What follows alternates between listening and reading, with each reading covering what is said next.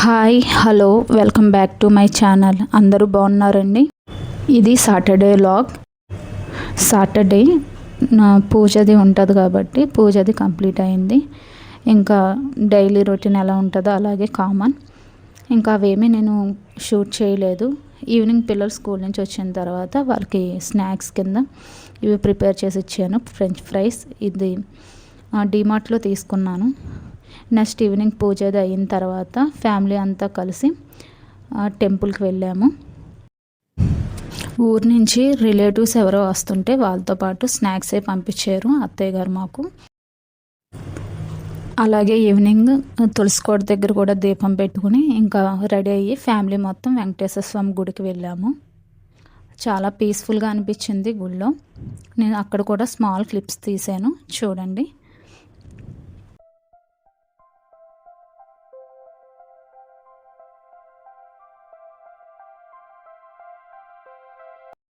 ఇంకా ఈవినింగ్ ఇంట్లో కూడా ఇలా ధూపం వేశాను. సాంబ్రాణి కనికి ఉంటుంది కదా, స్టిక్ టైపు, దాంట్లో చిన్న దాల్చిన చెక్క వేసి ఇంకా ఇలా ధూపం అది వేసాను.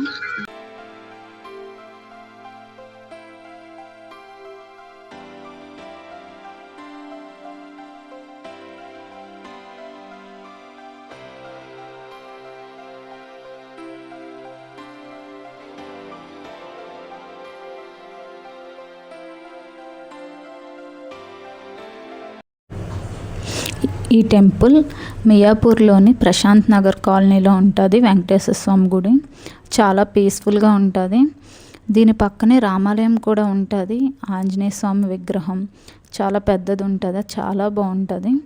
ఎవరైనా మియాపూర్ సరౌండింగ్స్లో ఉంటే ఒకసారి ప్రశాంత్ నగర్లో ఉన్న వెంకటేశ్వర స్వామి గుడికి వెళ్ళండి.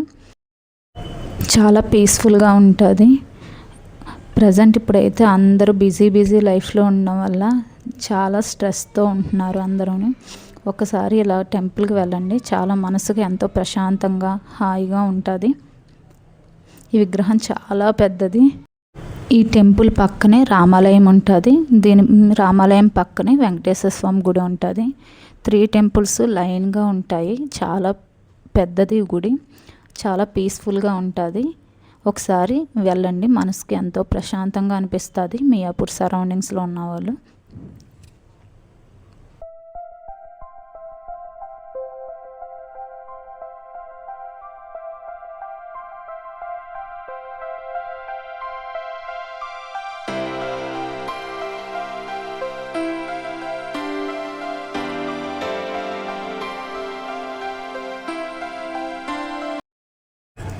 ఇంకా గుడి నుంచి బయటకు వచ్చిన తర్వాత ఇంకా పక్కనే టిఫిన్ సెంటర్ ఉంది. ఇంకా అక్కడ టిఫిన్ చాలా టేస్టీగా ఉంటుంది.